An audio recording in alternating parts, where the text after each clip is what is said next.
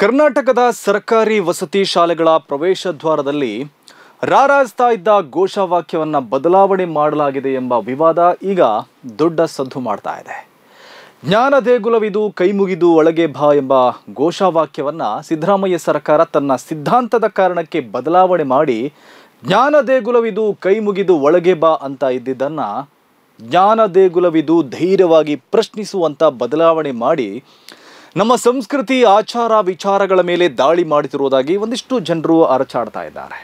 ಬಲಪಂಥೀಯರು, ಬಿಜೆಪಿಯವರು, ಸಂಘ ಪರಿವಾರದವರು ಮತ್ತು ಒಂದಷ್ಟು ಗೋಧಿ ಮೀಡಿಯಾಗಳು ಸೇರಿಕೊಂಡು ರಂಪಾಟವು ಶುರು ಮಾಡಿದ್ದಾರೆ. ಇದು ಸಂಸ್ಕೃತಿಯ ಮೇಲಿನ ದಾಳಿ, ಕುವೆಂಪು ಅವರ ಸಾಹಿತ್ಯಕ್ಕೆ ಮಾಡಿರುವ ಅಪಮಾನ ಅಂತೆಲ್ಲ ಅರಚಾಡ್ತಾ ಇದ್ದಾರೆ.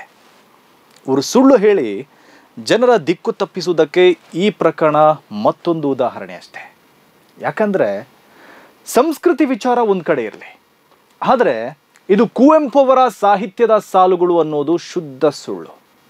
ಕುವೆಂಪು ಅವರ ಸಾಹಿತ್ಯದಲ್ಲಿ ಎಲ್ಲೂ ಕೂಡ ಅವರು ಶಾಲೆಗಳಿಗೆ ಸಂಬಂಧಿಸಿ ಜ್ಞಾನ ದೇಗುಲವಿದು ಕೈ ಮುಗಿದು ಒಳಗೆ ಬಾ ಎಂಬ ಸಾಲುಗಳನ್ನು ಬರೆದೇ ಇಲ್ಲ. ಕುವೆಂಪು ಅವರು ಈ ಸಾಲುಗಳನ್ನು ಬರೆದಿದ್ರೂ ಕೂಡ ಈ ವಿವಾದಕ್ಕೆ ಕುವೆಂಪು ಅವರನ್ನು ಲಿಂಕ್ ಮಾಡಿ ಬೇಳೆ ಬೇಯಿಸ್ಕೊಳ್ತಿದ್ದಾರೆ. ಹಾಗಿದ್ರೆ ಈ ಸಾಲುಗಳು ಎಲ್ಲಿಂದ ಬಂತು? ಅದಕ್ಕೆ ಕುವೆಂಪು ಅವರ ಹೆಸರು ಹೇಗೆ ತಳುಕು ಹಾಕಿಕೊಂಡಿತ್ತು?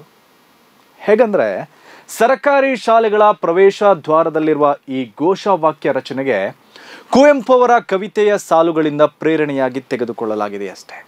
ಕುವೆಂಪು ಅವರ ಬಾಗಿಲೊಳು ಕೈ ಮುಗಿದು ಒಳಗೆ ಬಾ ಯಾತ್ರಿಕನೇ ಎಂಬ ಭಾವಗೀತೆಯ ಸಾಲುಗಳಿಂದ ಪ್ರೇರಣೆ ಪಡೆದು ಜ್ಞಾನ ದೇಗುಲವಿದು ಕೈ ಮುಗಿದು ಒಳಗೆ ಬಾ ಎಂಬ ಘೋಷವಾಕ್ಯವನ್ನು ಶಾಲೆಗಳ ಪ್ರವೇಶ ದ್ವಾರದಲ್ಲಿ ಬರೆಯಲಾಗಿದೆಯೇ ಹೊರತು ಶಾಲೆಗಳಲ್ಲಿರುವ ಘೋಷವಾಕ್ಯ ಕುವೆಂಪು ಅವರು ರಚಿಸಿದ ಸಾಲುಗಳು ಅಲ್ವೇ ಅಲ್ಲ. ಜ್ಞಾನ ದೇಗುಲವಿದು ಕೈ ಮುಗಿದು ಒಳಗೆ ಬಾ ಎಂಬ ಸಾಲಿನಲ್ಲಿರುವ ಕೈ ಮುಗಿದು ಒಳಗೆ ಬಾ ಎಂಬುದು ಮಾತ್ರ ಕುವೆಂಪು ಕವಿತೆಯಲ್ಲಿರುವ ಪದಗಳು. ಅದು ಬಿಟ್ಟರೆ ಜ್ಞಾನ ದೇಗುಲವಿದು ಕೈ ಮುಗಿದು ಒಳಗೆ ಬಾ ಅಂತ ಕುವೆಂಪು ಅವರು ಎಲ್ಲೂ ಬರೆದುಕೊಂಡಿಲ್ಲ. ಹೀಗಾಗಿ ಈ ವಿವಾದದಲ್ಲಿ ಕುವೆಂಪು ಅವರನ್ನು ಎಳೆದು ತರುವುದು ತಪ್ಪು. ಕುವೆಂಪು ಅವರದಲ್ಲದ ಸಾಲುಗಳನ್ನು ಕುವೆಂಪು ಅವರ ಸಾಹಿತ್ಯ ಅಂತ ಅಪಪ್ರಚಾರ ಮಾಡೋದು ವಿಶ್ವಮಾನವ ಕುವೆಂಪು ಅವರಿಗೆ ಮಾಡುವ ಅವಮಾನ ಆಗಿದೆ. ಇಲ್ಲಿ ನಾವು ಇನ್ನೊಂದು ವಿಷಯವನ್ನು ತಿಳಿದುಕೊಳ್ಬೇಕು. ಅದೇನೆಂದರೆ ಕುವೆಂಪು ಅವರು ತಮ್ಮ ಬಾಗಿಲುಳು ಕೈ ಮುಗಿದು ಒಳಗೆ ಬಾ ಯಾತ್ರಿಕನೇ ಎಂಬ ಸಾಲುಗಳು ವಿಷಾದದಿಂದ ಕೂಡಿತ್ತು. ಸೋಮನಾಥಪುರ ದೇವಾಲಯಕ್ಕೆ ಭೇಟಿ ನೀಡಿದ ಬಳಿಕ ಅವರು ಈ ಭಾವಗೀತೆಯನ್ನು ಬರೆದಿದ್ದರು. ಬಾಗಿಲುಳು ಕೈ ಮುಗಿದು ಒಳಗೆ ಬಾ ಯಾತ್ರಿಕನೇ, ಶಿಲೆಯಲ್ಲವಿ ಗುಡಿಯು ಕಲೆಯ ಬಲಿಯು, ಕಂಬನಿಯ ಮಾಲೆಯನ್ನು ಎದೆಯ ಬಟ್ಟೊಳಲಿಟ್ಟು ಧನ್ಯತೆಯ ಕುಸುಮಗಳ ಅರ್ಪಿಸಿಲ್ಲಿ, ಗಂಟೆಗಳ ಧನಿಯಿಲ್ಲ ಜಾಗಟೆಗಳಿಲ್ಲ, ಕರ್ಪೂರಧಾರತಿಯ ಜ್ಯೋತಿ ಇಲ್ಲ, ಭಗವಂತನಾನಂದ ರೂಪಗೊಂಡಿಹುದಿಲ್ಲಿ, ರಸಿಕತೆಯ ಕಡುಲುಕ್ಕಿ ಹರಿಯುವುದಿಲ್ಲಿ, ಸರಸದಿಂದುಳಿಯುತ್ತಿದೆ ಶಿಲೆಯು ರಾಮಾಯಣವನಿಲ್ಲಿ ಬಾದರಾಯಣನಂತೆ, ಭಾರತವ ಹಾಡುಹುತ್ತಿದಿಲ್ಲಿ, ಕುಶಲತೆಗೆ ಬೆರಗಾಗಿ ಮೂಕವಾಗಿದೆ ಕಾಲವಿಲ್ಲಿ, ಮೂರ್ಛೆಯಲ್ಲಿ ಮೈಮರೆತು ತೇಲುವುದು ಭೂಭಾರವಿಲ್ಲಿ. ಈ ಕವಿತೆಯಲ್ಲಿ ಕುವೆಂಪು ಅವರು ದೇವಸ್ಥಾನದ ವೈಭವವನ್ನು ವರ್ಣಿಸಿದ್ದು ಆ ವರ್ಣನೆಯಲ್ಲಿ ಸಂಭ್ರಮಕ್ಕಿಂತ ಹೆಚ್ಚಾಗಿ ವಿಷಾದವಿತ್ತು. ಇದನ್ನು ಕನ್ನಡದ ಕವಿ, ವಿಮರ್ಶಕ, ಸಂಶೋಧಕರಾಗಿದ್ದ GS ಶಿವರುದ್ರಪ್ಪನವರು ಹಿಂದೊಮ್ಮೆ ಹೇಳಿದರು. ಇದೇ ಗೀತೆಯ ಮೊದಲ ಸಾಲಿನಿಂದ ಪ್ರೇರಣೆ ಪಡೆದು ಅದನ್ನು ಶಾಲೆಯ ಘೋಷವಾಕ್ಯಕ್ಕೆ ಸೇರಿಸಲಾಗಿತ್ತು. ಅವರು ದೇಗುಲದ ವಿಚಾರದಲ್ಲಿ ವಿಷಾದದಿಂದ ಹೇಳಿದ್ದನ್ನು ತಂದು ಶಾಲೆಯ ಘೋಷವಾಕ್ಯಕ್ಕೆ ಯಾರು ಸೇರಿಸಿದ್ರೋ ಗೊತ್ತಿಲ್ಲ. ಯಾರೋ ಪಟ್ಟಭದ್ರರೇ ಸೇರಿಸಿಕೊಂಡು ದಿಕ್ಕು ತಪ್ಪಿಸಲೆಂದೇ ಈ ಕೆಲಸ ಮಾಡಿರಲೂಬಹುದು. ಅದೇನೇ ಇರಲಿ, ಶಾಲೆಯ ಘೋಷವಾಕ್ಯ ಕುವೆಂಪು ಅವರ ಸಾಲುಗಳಲ್ಲ ಎಂಬುದು ಸತ್ಯ. ಆದರೆ ಸತ್ಯವನ್ನ ಮರೆಮಾಚಿ ಸುಳ್ಳನ್ನ ಪ್ರತಿಪಾದಿಸಲಾಗ್ತಾ ಇದೆ. ಕುವೆಂಪು ಅವರಿಗೆ ಅಪಮಾನ ಮಾಡಲಾಗ್ತಿದೆ ಎಂದು ಅಪಪ್ರಚಾರ ಮಾಡಲಾಗ್ತಾ ಇದೆ. ಈ ಹಿಂದೆ ಬಿಜೆಪಿ ಸರ್ಕಾರದ ಅವಧಿಯಲ್ಲಿ ಶಾಲಾ ಪಠ್ಯದಲ್ಲಿ ಕುವೆಂಪು ಅವರನ್ನ ಕಡೆಗಣಿಸಿದ tuition teacher cum sexy plumber story ಬರೆಯುವವನ ಟೀಮೇ ಈ ಕೆಲಸ ಮಾಡುತ್ತಿರುವ ಹಾಗಿದೆ. ಶಾಲೆಯಲ್ಲಿರುವ ಈ ಘೋಷವಾಕ್ಯ ಗುಲಾಮಿತನವನ್ನು ಪ್ರತಿಬಿಂಬಿಸ್ತಾ ಇದೆ ಎಂಬ ಕಾರಣಕ್ಕೆ ಸಮಾಜ ಕಲ್ಯಾಣ ಇಲಾಖೆಯ ಪ್ರಧಾನ ಕಾರ್ಯದರ್ಶಿ ಮಣಿಮಣ್ಣನ್ ಅವರು ಈ ಸಾಲುಗಳನ್ನು ಬದಲಾವಣೆ ಮಾಡೋಕೆ ಮುಂದಾಗಿದ್ದಾರೆ ಎನ್ನಲಾಗ್ತಾ ಇದೆ. ಮೌಖಿಕ ಆದೇಶದ ಪ್ರಕಾರ ಕೆಲವೆಡೆ ಬದಲಾವಣೆ ಕೂಡ ಮಾಡಿದ್ದಾರೆ ಎನ್ನಲಾಗ್ತಾ ಇದೆ. ಕೈ ಮುಗಿದು ಒಳಗೆ ಬಾ ಎಂಬ ಪದಕ್ಕೆ ಕತ್ತರಿ ಹಾಕಿ ಅಲ್ಲಿ ಧೈರ್ಯವಾಗಿ ಪ್ರಶ್ನಿಸು ಎಂದು ಸೇರಿಸಲಾಗಿದೆ. ಇದೇ ಈಗ ದೊಡ್ಡ ವಿವಾದ ಆಗಿ ರಂಪಾಟ ಆಗ್ತಾ ಇರೋದು. ಆದರೆ ಈ ಬದಲಾವಣೆಯಲ್ಲಿ ತಪ್ಪೇನಿದೆ ಅನ್ನೋದು ನಮ್ಮ ಪ್ರಶ್ನೆ. ಗುಲಾಮಿತನವನ್ನ ಬದಲಾವಣೆ ಮಾಡೋದು ತಪ್ಪ? ಮಕ್ಕಳನ್ನ ಪ್ರಶ್ನಿಸುವ ಮನೋಭಾವ ಬೆಳೆಸೋದು ತಪ್ಪ? ಸರ್ಕಾರಕ್ಕೆ ಇಂತಹ ಘೋಷವಾಕ್ಯವನ್ನ ಬದಲಾವಣೆ ಮಾಡೋಕೆ ಅವಕಾಶ ಇಲ್ವಾ? ಸಂಬಂಧಪಟ್ಟ ಇಲಾಖೆಯವರಿಗೆ ಇಲ್ವಾ? ಕೆಲವು ಮಾರಿಕೊಂಡ ಮಾಧ್ಯಮಗಳ ಸುದ್ದಿ ನಿರೂಪಕರಿದ್ದಾರೆ.